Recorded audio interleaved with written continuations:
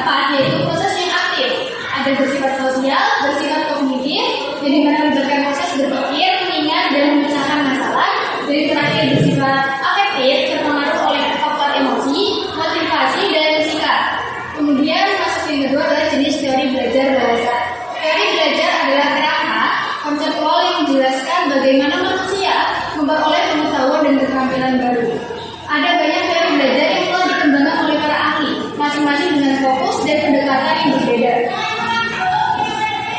Di sini saya mengambil teorinya ada 5 teori. Yang pertama ada teori behavioristik, menekankan pada stimulus respons, yaitu pembelajaran terjadi melalui pengulangan dan penguatan.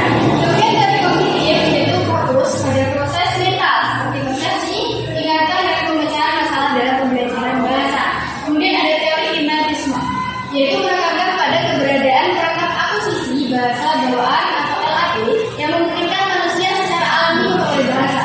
Kemudian ada teori sosio-kultural, memediasi peran sosial dan budaya dalam pembelajaran bahasa. Kemudian yang terakhir ada teori konstruktivisme, yaitu pembelajar membangun pengetahuannya sendiri secara aktif melalui interaksi dengan lingkungan. Jadi yang paling ketiga yaitu perbedaan pengerolehan dan pembelajaran bahasa. Yang pertama, pengerolehan bahasa itu adalah proses alami yang terjadi pada anak-anak untuk memperoleh bahasa pertama mereka tanpa pengajaran formal. Proses ini dipengaruhi oleh lingkungan sekitar dan interaksi sosial. Kemudian pembelajaran bahasa adalah proses yang lebih sadar dan terstruktur, melibatkan pengajaran formal di sekolah atau kursus bahasa. Nah, untuk perbedaan utamanya dari aspek usia, pengelolaan bahasa itu anak-anak, sedangkan pembelajaran bahasa itu untuk semua usia. Kemudian untuk lingkungan, pengelolaan bahasa itu secara alami, sedangkan belajar bahasa itu adalah dengan formal dan informal. Kemudian motivasi, kalau pengelolaan bahasa itu secara internal, sedangkan belajar bahasa yaitu internal dan eksternal. Untuk aspek kesadaran, pengelolaan bahasa itu tidak sadar, sedangkan pembelajaran bahasa itu sadar.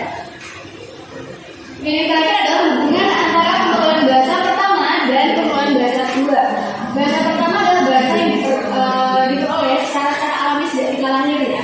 Sedangkan bahasa kedua adalah bahasa yang kita kuasai setelah bahasa pertama, yaitu bahasa ibu.